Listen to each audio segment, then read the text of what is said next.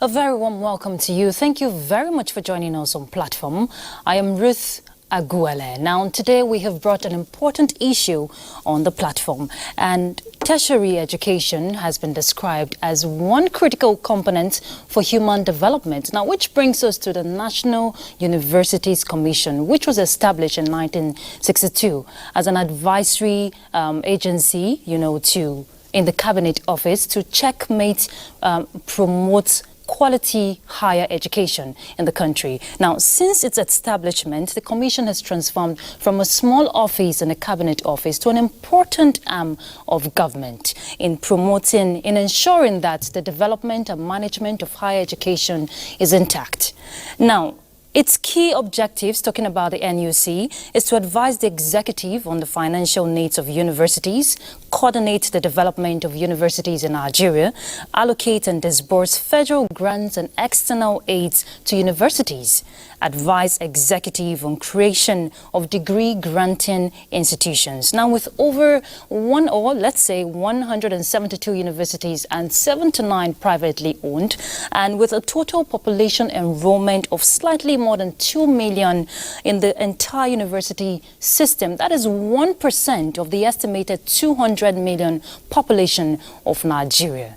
There are challenges, of course, that is the NUC is always being confronted with presently, which require the review of the NUC laws, the FG and ASU negotiations with the university-based unions and degree mills. I'm talking about illegal universities. All of that we're going to delve into. But today on the program, we're posing the questions that will readily come to mind. How do we ensure quality higher education in the country? So we want to examine the administration of tertiary universities in Nigeria, challenges and projection. And we have no other person than the man in charge, Professor Abubakar Adamu Rashid, the Executive Secretary of the National Universities Commission. I'll read out a bit of his profile for you. He's a professor of English and former Vice Chancellor of Bayero University, Kano. Professor Rashid became the Vice Chancellor of Bayero University in 2010, a position which he held till 2015. And on August 3rd, 2016, he was appointed Executive Secretary of National Universities Commission, and he's still holding that position. Professor Rashid obtained his bachelor's degree in arts from Bayero University, Kano, Masters in Arts from University of Nottingham, and PhD from Ahmadu Bello University, Zaria. He has garnered a wealth of experience which is needed in moving the Commission forward. NUC, as a big organization within the confines of the Nigerian university system, working to improve the entire system is the ultimate goal. And like I stated earlier, so we want to look at the administration of Nigeria's tertiary education, challenges and way forward. And I won't be the only one doing that. I have two panelists here joined us. Let me start by introducing Mr. Chuks Ukwatu. He's a senior editor with CNA News, that is Channel Network Africa. We're pleased to have you join us. Thank you for having me. And we also have our very own Rashidat Mustafa Olagunji. She's the head of Education Desk in NTA. Thank you very much for joining us, Rashidat. Thank you for having me. All right, so Prof, welcome to Platform. Thank you very much. We're pleased to have you here. Now, let's begin this way. Where are we now, rather, as a nation, when we're talking revitalizing our higher education system in Nigeria? We, as a commission, realized some 3 years ago that university system will need serious revitalization in order to keep it moving along with the economy, in order to help in the smooth transition of Nigeria from a resource-based economy to a knowledge-based economy. We can never move successfully to a knowledge-based society without improving our own university system. So the first thing we did in the last 3 years was to establish an advisory committee of experts in higher education, people who have either served in the past as executive secretaries of the commission, or vice chancellors, or ministers of education, or who have held some key positions. And we since have been meeting with them regularly and exchanging views. After about a year of very serious and close interactions with the critical stakeholders in the university system, and that is to say, all the vice chancellors of the universities, all the pro-chancellors, the key principal officers, students' union leaders, some leaders of industries. Okay. We arrived at a draft blueprint for revitalizing Nigerian university system. Are you talking about the curriculum now? Because I know there's a draft review. The curriculum is one of 10 key strategic goals that the blueprint sets out to address. Okay. Curriculum is one of them, and of course is central to all the other 10 goals, because the blueprint itself, which was developed, as I say, as a result of an interaction of the commission, its own advisory committee with the entire critical stakeholders in the system, produced the blueprint, and then we gave this blueprint draft to the Nigerian Economic Summit Group, who constituted committees to look at various aspects of the blueprint as it affects the private sector, particularly industries in the country, to give us their feedback. We produce graduates. Normally, they absorb them. So we want to get the feedback from the employers, particularly in the private sector, of the skills they feel are now missing in our university education. And they gave a very helpful and useful feedback on the blueprint. We also interacted with several international development partners, the World Bank, the British Council, the DFID, a number of UK Quality Assurance Agency. Okay. They all commented on their own side, because we are guided by one thing or two things. One, that a university, wherever it is, particularly our universities in Nigeria, are necessarily international organs. They have to serve the international dimension at one level. Two, they also have to be relevant to our own local needs, Nigerian needs. So in getting this blueprint, we thought we would get inputs from home and inputs from abroad, because at the end of the day, the products we produce, many of them end up abroad, either for pursuit of higher education or even for employment. We produce graduates who can be relevant to Nigeria and relevant to the international community. And even to themselves, because Of it would course. be the pride of the nation to have a graduate say, I am a product of a Nigerian tertiary institution. So let's allow our panelists come in. In all this, Prof, with all this synergy and all this coming together, how have we been able to move the tertiary institution forward in Nigeria? Well, the blueprint itself has a lifespan of 5 years, from 2019 to the end of 2023. And when we now held a final meeting to validate the draft and got it approved, we looked at the strategic goals of that draft.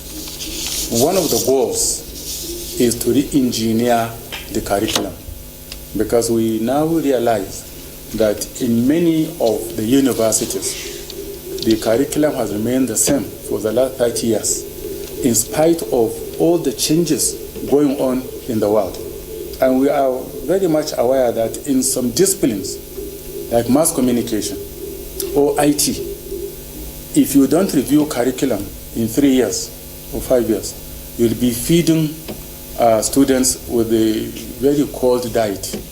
It will not go. So we looked at the curriculum as one of the key goals we want to achieve, and we set out the middle of 2019 to the middle of 2020 to complete a total re-engineering, total review, as well as develop new curricula for new programs in the country. But we have now gone through about 2 different stages. We have sent copies of the existing curricula to all the university senates, and we have requested them to study them and send back, because they have been teaching these. Let us get their own inputs towards improving or rewriting the set of curricula. We have also sent the same to our other critical stakeholders. To the industries, we have selected, the Economic Summit Group have selected some companies and so on, and got their input, say, in engineering, in chemical engineering, in industrial chemistry, in any other inputs. What are those skills, modern skills or 21st century skills that are required, are needed for the Nigerian graduates to acquire? So we have now collected and we have collated these responses. We are now moving, right now in this quarter, to the second critical stage, and that is where we are now identifying some well-equipped, very competent academics and non-academics, because in this business of the curriculum review for 21st century, we believe that the university curriculum, we cannot just leave them with the universities alone to draw. This is something that affects the life of everybody. And so we are now assembling different professional and academic groups. And we will do that in this February, March, to look at various courses, various programs, get their inputs, detailed inputs, before we move to the last bit, where we will now assemble specialists in curriculum development who will now sensitize everything and come up with a final draft of the curriculum. We shall bring in all people. When we come to mass communication, for example, when we unbundle the curriculum finally and complete it, we shall bring the professors and other academics from the universities. But we shall also bring professionals from television, from radio, from newspapers, from others. It's supposed to have started the session, but I want to know, do we have the manpower and the technical support to actually carry out this unbundling? Secondly, plus, I think there's been this misconception about this unbundling process. Maybe you just have a point to clear the air. Well, especially with the students. Yeah. Oh, interesting. They're prepared. Oh, very interesting. Well, I don't know. Well, I'm in NTA, so mass communication is of special interest to us. Yeah. Well, one of the most important courses in arts, in humanities, is mass communication, in social sciences. It's mass communication. And for mass communication, we got the support of MacArthur Foundation early last year through Bayero University, Kano, to start the process of the unbundling. And Bayero University, under Professor Omar Pati, assembled all the critical stakeholders in the communication, and they worked and they sent in the draft to us. Actually, we could have finalized it and released it, but because we are undertaking a comprehensive review of all the programs, the curricula of all the programs in the country, not just that of MASCOM.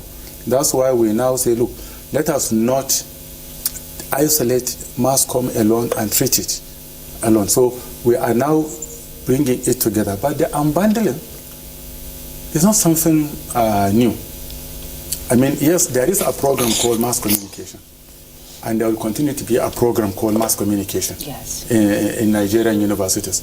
But then there are certain programs or courses within the MASCOM that have now emerged as independent courses in many universities. Take public relations, for example. marketing communication, for example. Advertising. Advertising, for example. Strategic communication, for example. So photography, as a degree course, photography. Even journalism stands. Journalism. Broadcast journalism can be print journalism. We can give journalism as a course. In fact, that's why it's an open-ended one.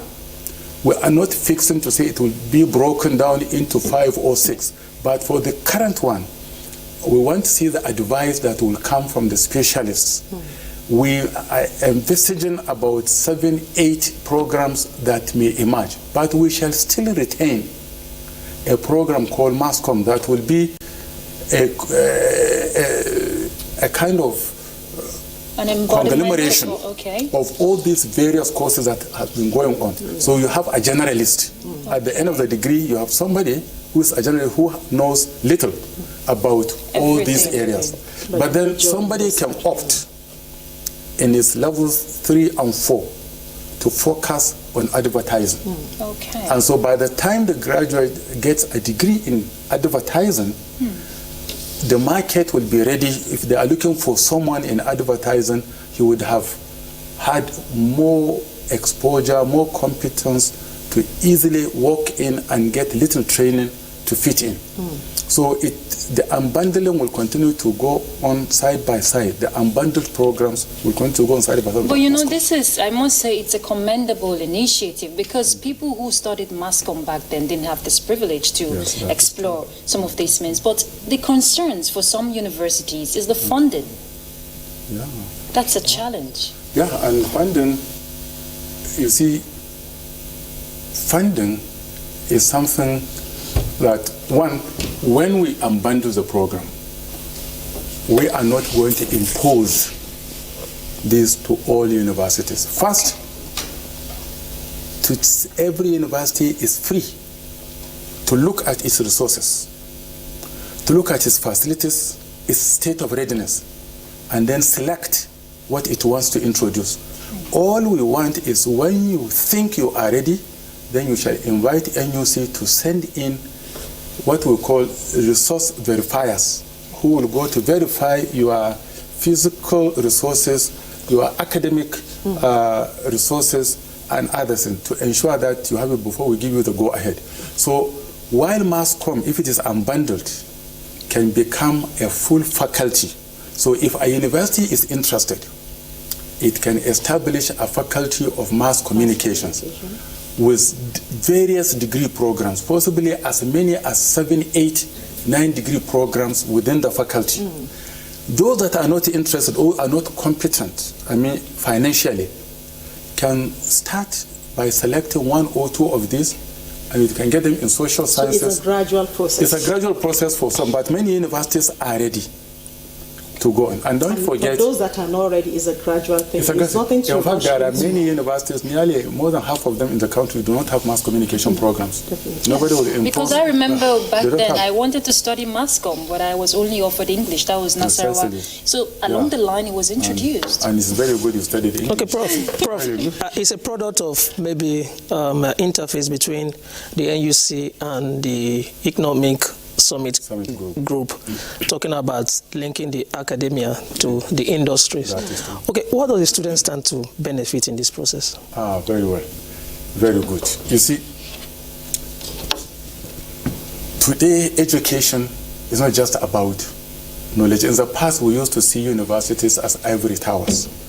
The academics will just think, some people say, knowledge for knowledge's sake. Today, we are more or less teaching skills, imparting skills to students in order to cope with the challenges of the 21st century.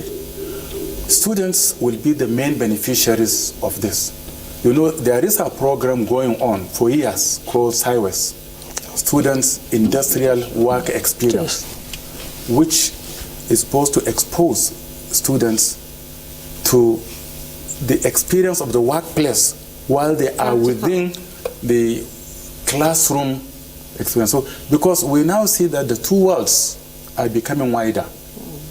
The world of the classroom, which is more or less becoming more theoretical, and the world of the workplace, Workplace. which is more practical.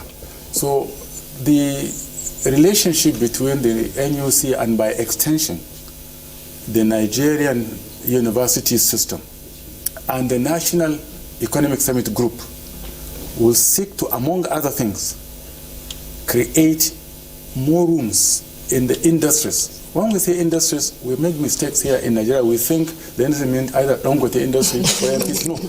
We have several industries. Yes. I was telling some vice chancellors, people studying automotive engineering or mechanical engineering, I mean, you can get some of good mechanics, yeah, and attach some of your students for 3 months, for 2 months to study, to work and see how these people, well, they will get experience. Yes. In the construction industry, you don't need to go to Julius Berger alone or others. There are several small companies putting up structures all over. If universities identify, this is what we are now working with the National Economic Summit Group, trying to agree, so that not only the students, even their lecturers, because we think that it will not augur well for the system if a lecturer, say of chemical or petroleum engineering, spends 30 years in the classroom Without practical. without ever going to the rig, going to work and see the drilling of the oil and so on. So we feel that sabbatical for academic staff should be slightly reinvented. And talking about this academic staff, talking about the lecturers, recently the commission disclosed that there were about 100 fake professors discovered. Yeah. Now, if we have to bring out products, talking about these students now, who will be, leaders of tomorrow in society, what are they getting inside the four walls of the university? Well, what is the commission? I think there is something, you see, normally we are very much interested in some, I would say, sensationalizing issues.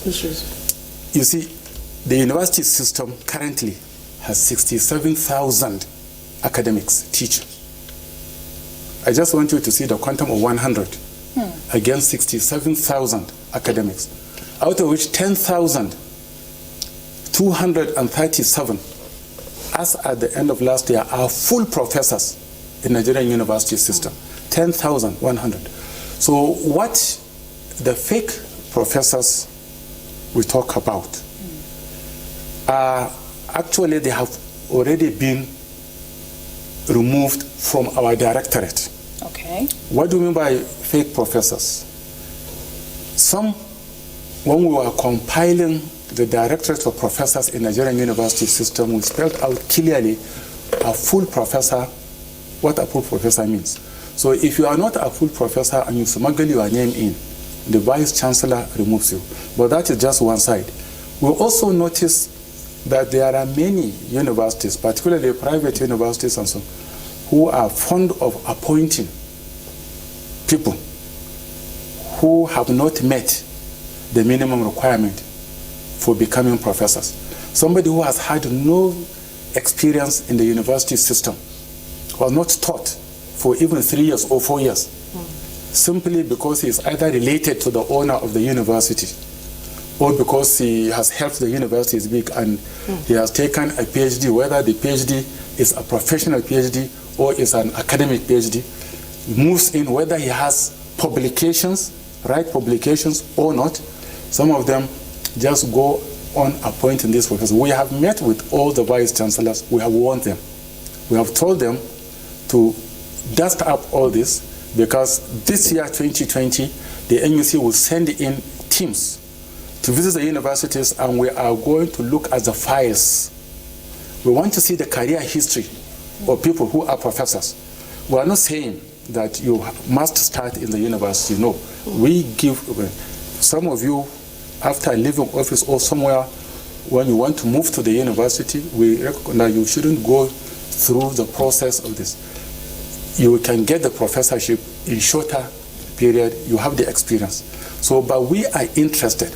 There are some agencies who are not empowered by law to award professorships or to confer professorships on anybody. Agencies or institutions? Like institutions, like some inter-university centers. Yes. And they have no business. I know there's a critical role for the Senate of each university to play. Precisely. We now say any institution that has no Senate has no business conferring a professorship, because a professorship is a chair in the Senate of a university. So if you are in an inter-university center or a research center, not attached to a university, you can't promote somebody to a professor. If you promote, we call that fake professor. Okay. Because you have to, the person can go on sabbatical to a university, showcase his credentials, and if the university finds her appointable to professor, can appoint such a person, and that person can come back to the research center and answer the name of professor. But if you don't have a Senate, you have no business appointing a professor. If you appoint one, they are fake. Recently, we still have these issues of our students going outside the shores of Nigeria within 3 to 6 months and coming back with a degree. That's right. Yes. What is the Commission doing about this, and what is actually responsible for this? Thank you very much. You see, this is very disturbing scenario for us. It's a very, very terrible thing. The truth is, many of them only claim to even have gone to some areas like Benin Republic, also to say they have gotten the degrees. In reality, we have found out that many of these people who claim to have gone don't even have passports. They haven't gone anywhere. There are these illegal degree mills in Nigeria, many of them with some association with foreign universities coming to hire a 2-bedroom flat, 3-bedroom flat, and the dupe Nigerians, give them degrees in 6 months, in 1 year. The Director General of NYSC came to me and we compared notes, and we are now constituting a panel. Actually, the ministry, it has even now gone beyond the two of us. I think just last week I received a letter from the Ministry of Youth, Sports and Culture for an interministerial committee to look at this issue. We as a commission are working with EFCC, working with ICPC in particular, to continue to fight the illegal institutions or degree mills in this country. Many parents, we blame the parents, we blame the students. Many of these students know, and the parents know, that it takes a minimum of 4 years after secondary education to earn a degree. How would you feel when your son or your daughter says there's a university that will give me a degree in 1 year? Is it out of desperation? Because we have a lot of young people who just want to go to school. That brings us to the issue of carrying capacity, Prof. Yes. What are we doing to enhance our carrying capacity in Nigeria? Well, you see, as she said in the preamble, we have 172 universities with a total enrollment from level 1 to the last level, including postgraduate PhD students. We have 2,041,000 students entirely, which, as again she says, represents 1% of the total population. Yeah, that is why in the blueprint, the first challenge, the first strategic goals in the blueprint is access. How do we work to increase this access within 5 years by at least 30%? At least 30%. We hope to make it at least 50% within 5 years. Now, it is not just for us to decree to say, okay, University of Abuja, please, we double your intakes, because we don't want to this mass production without quality. Our second strategic goal in the blueprint is to ensure quality. And quality and access can clash. If you don't control the access carefully, you will end up returning to the era in the past where we were joking that some classrooms, there are some lectures, they say lectures by rumors, where a class of 1,000 students will be sent to a room capable of taking only 150. Majority of the students will be outside the classroom. And will only be asking when there is a laughter in the class, what did the teacher say? And before they transmit it, it will be something else.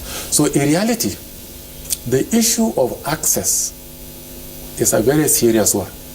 But we also feel the higher education climate, the ecosystem itself, needs to be re-examined. It's not necessary for everybody to earn a university degree.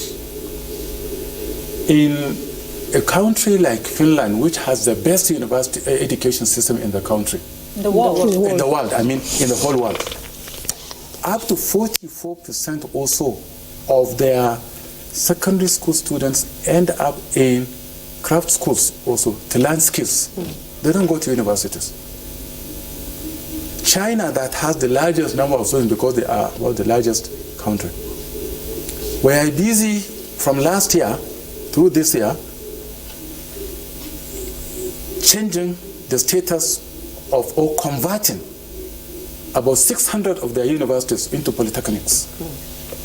Now, what I'm saying is, we have our tertiary university, our tertiary system in this country has universities, has polytechnics, has colleges of education, and monotechnics and other enterprise institutions. There is a craze. Almost everybody wants to go to university. Now, if all the 1.8 million, nearly 2 million students who write JAM in a year want to end up in the university right now, it will be difficult because the space is not there. We have the carrying capacity currently of about 500,000. We have about 500,000 in the entire this. And the entire 79 private universities in the country have a carrying capacity of only about 6%. That's a deficit. I mean, not the carrying capacity, the enrollment. Enrollment. They have the carrying capacity of about 20% of the university system. But the enrollment is only 6%, partly because parents may not be able to afford the fees. Yes, it's affordability. Otherwise, more and more can go to private universities. The public universities, the federal ones are the ones having nearly 50% of the total, around 60%, 61% of the total populations are in the federal universities. Few months ago, last year, this government established a Federal University of Medical Sciences in Otukpo, and a lot is going on now. We are waiting for the approval of the appointment of the principal officers and the council for the university to properly take off. Another university was established by the federal government just a few months ago, a Federal University of Agriculture in Zuru, in Kebbi State. One of the states is trying to key into that having that medical school. It is the medical university. The federal government has established a university in the Benue State. It's a full university of medical sciences. It is the university number 4, I think, in medical sciences. We have the Ondo State University of Medical Science as the first one.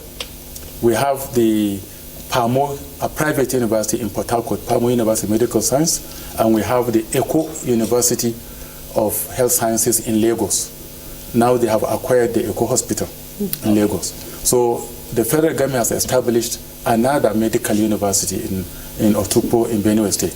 But the commission is now working on a proposal, and we are going to constitute a committee very soon to look at some of our key hospitals, like the National Hospital Abuja, and see how we can recommend the establishment of academic wing so that the hospital can turn into a teaching hospital, and we can have still on for University of Abuja.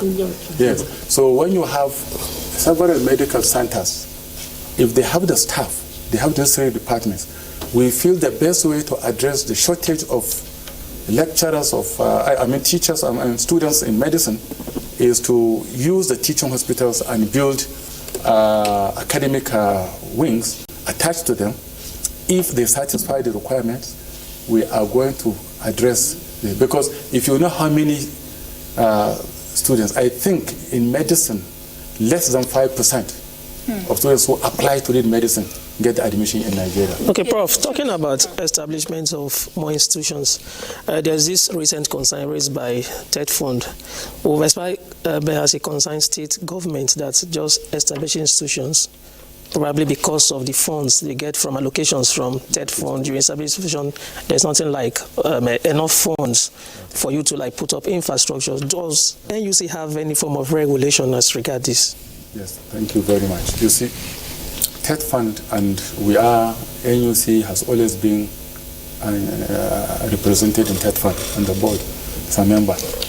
TED Fund has noticed in one of its meetings last year that many state governments establish universities from the perspective of TED Fund purely because TED Fund is available. They hardly bring in money for physical development. So TED Fund has now decided to say, look, tell us, if you want to establish 20, establish 20, but we are only going to fund one. So that's the thing. But for NUC, you see, sometimes this is the serious challenge we find ourselves in. At one side, everybody wants us to address the issue of access. Only 1% of our population is in university. Please let us have more students in. How do we have more students in? Some stakeholders feel that it is not in increasing the number of universities, it's in expanding the capacities of the existing universities. Instead of having more universities, you can expand the existing universities and let them, within the next few years, double their intakes if they provide more facilities.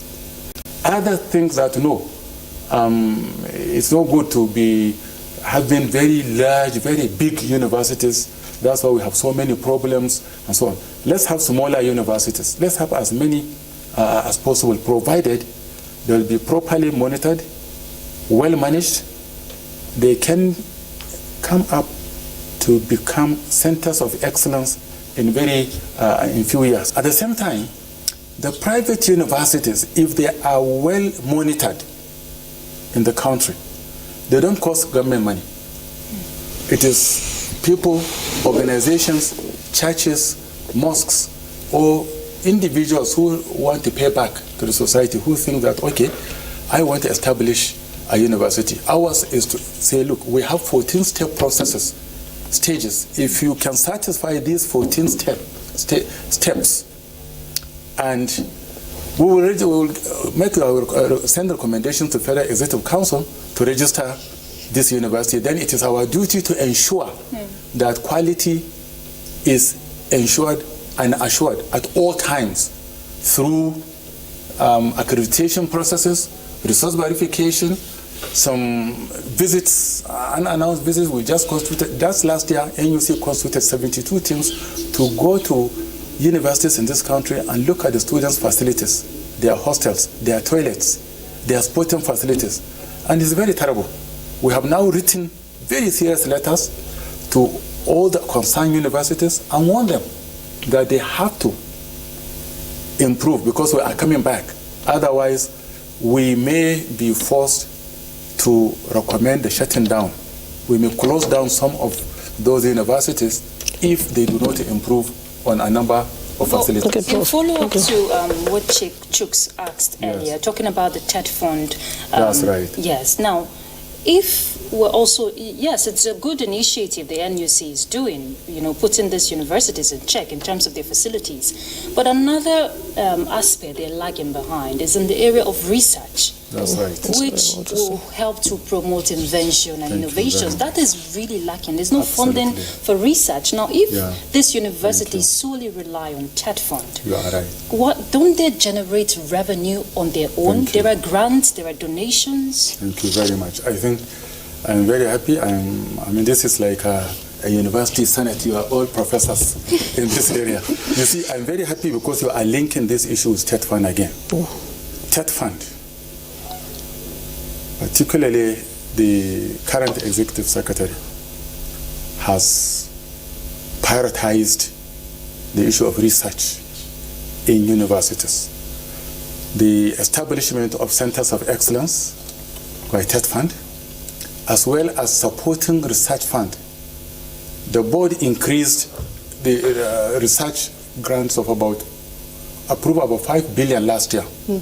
The president approved 5 billion, and TED Fund, a committee under Professor Bamiro, was working, receiving proposals from the universities. You have rightly said it. The truth is, research of the three major functions of any university in this country, teaching, research, and community service, research seems to have been the most neglected. Partly because our universities started in the 60s, generally to produce manpower to replace the departing colonialists. So the focus of our universities was in teaching, not much in research. But then there are also additional challenges.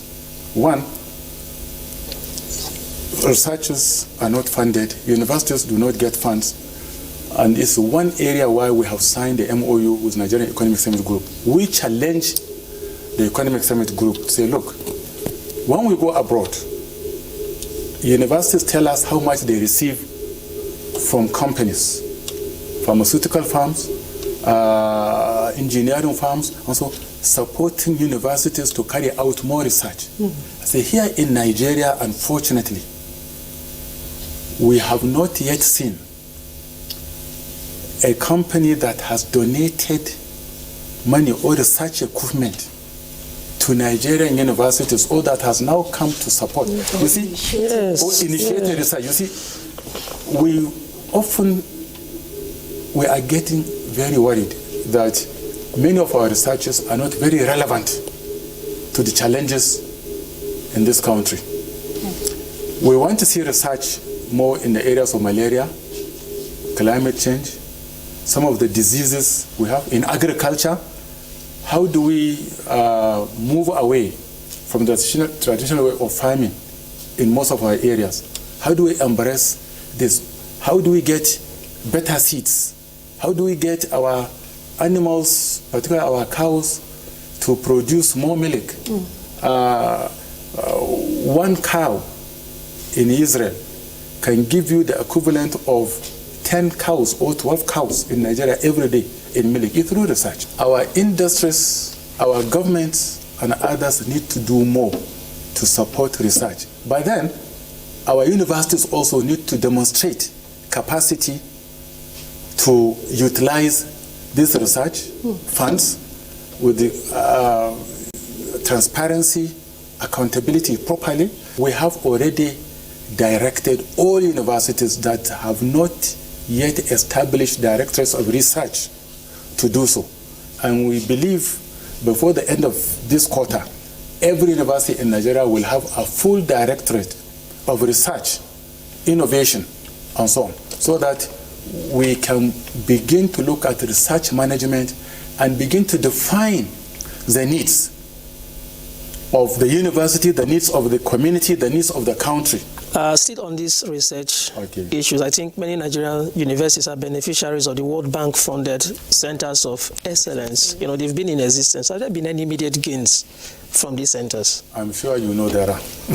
There have been. I'm happy to come back to this issue of, to come to the issue of ACE, as African Centers of Excellence. They are regional centers. And you know, they started about 5-6 years ago with 22 centers initially in Africa, 10 of them in Nigeria, and in 3 key areas: agriculture, health, and STEM, science, technology, engineering, and mathematics. Now, the centers did so well because in the last 5 years, we have produced over 1,000 PhDs in these centers, several master's degrees in these centers, and trained, short trainings. Thousands, scores of thousands have been trained for a week, for 2 weeks, and so on. We did so well that the World Bank, the second round, conducted another exercise, and we succeeded in getting 7 more centers of excellence to add to the 10. So we now have 17 active centers of excellence. We have added the area of pedagogy now. There is a center in engineering pedagogy, a center in IT pedagogy, and so on, in addition to the others. And then finally, there is the last set of centers of excellence coming in on procurement, sustainable procurement, environment, and social standards. And 6 centers have been selected on competitive basis, but 1 from each geopolitical zone in the country. And they are going to benefit from an 80 million World Bank loan that will now be disbursed. Of course, NUC will continue to be the secretariat, but the centers will each earn about $11 million each. I know Rashidat has a final question, but briefly, Prof, you have to talk. Okay. Administration of tertiary institution in Nigeria involves accreditation and monitoring. How is the Commission ensuring that we have all this in place and we do the right thing? Well, should I add my final question so you round it off together? Also, the increase of tuition fees in universities, what is NUC going to do to address that this year and subsequently? And also FG and ASU, synergy. Thank you very much. So just round it off for us. Well, let me start with from the middle. The increase in tuition fees. First, just to correct an impression, the private universities charge tuition fees because they are private. And we only advise them, the market is regulating them. If you overprice yourself, you will have no student. State universities, some do charge fees because the state governments do not fund them properly, some. But all federal universities, all the 45 federal universities in Nigeria do not charge tuition fees for undergraduate studies. They don't charge tuition fees. They do charge what they call registration acceptance fees. But the acceptance, we have received a communication from the Senate and from the National Assembly, and we have communicated to all universities in the country to stop charging acceptance fee henceforth. There is no question of acceptance fee again. We have now written last week, and we are going to monitor this. There should be no acceptance fee. Whether it is 5,000 or 50,000, nobody should charge acceptance fee again. But of course, we also notice one thing. The universities are underfunded. We should be very careful not to kill the universities in trying to now say this. We are complying on this, but we also want the general public in this country, especially those who matter, to know that compared with our contemporaries outside, if you want Nigerian universities to compete favorably with universities in other countries, even in Egypt or South Africa or Kenya, then we need to do more to get it. The other questions, very briefly. I'm talking about ASU, FG, Synergy, and OSHA. The Minister of Education chaired a meeting between ASU and the ministry on the renegotiation of the 2009 agreement, and we are confident that a number of issues have been resolved, and by the end of next month, the whole agreement will be, the negotiation will be completed. So government is talking to ASU, ASU is talking to government. Some of the universities do not have matters. When you now, government says don't charge tuition fees, and government is funding, paying 100% of salaries, no federal university will complain that there was a shortage of salary last year. Everybody gets full salaries, hundreds of billions of naira being spent to pay salaries. And government augments, gives something, and what they call the overhead. The overhead, but of course the overhead will never be adequate. If you give a university 10 million or 20 million in a month, when a university like Abuja has 62,000 students, 3,000 academics, 8,000 non-teaching staff, with hundreds or thousands of buildings, and you give them 10 million or 15 million as overhead, you know that will not work. All right, So Prof, I know you want to go on. There's so much to talk about when it comes to our tertiary education in Nigeria. We definitely will continue this some other time, hopefully. You very much. But we want to appreciate you for all your contributions. Thank you very much. Thank you very much for your very provocative questions sometimes. This has been quite insightful. Thank you very much. Our guest has been Professor Abubakar Rashid. He's the Executive Secretary, National Universities Commission. And also want to thank our panelists, Chuks Ukwatu, Senior Editor, Channel Network Africa, that is CNN News. Thank you so much. Thank you very much. And our very own Rashidat Mustafa Olagunju. Thank you so much. She's the head of education desk here in NTA. We do appreciate your contribution. So we have been discussing administration of tertiary education in Nigeria, challenges and projection. The year is just starting. There is so much prospect, according to Prof, that Nigerian institution will definitely experience this year. When we're talking quality education, it is a collective responsibility. Each and every one of us have a role to play, and it is work in progress. So keep our fingers crossed, and thank you so much for being a part of the platform today. I am Ruth Aguwale. See you some other time. Bye.